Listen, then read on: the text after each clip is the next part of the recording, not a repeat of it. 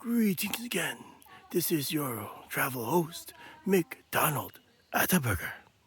Alas, we have failed in our attempt to find the water that falls in Nottawasaga, also known as the Nottawasaga Waterfalls. Us travelers have decided to double back to our vehicles, where we will now attempt to go and find a local farmer's market.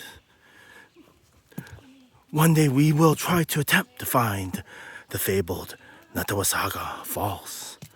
But until then, because we are so tired,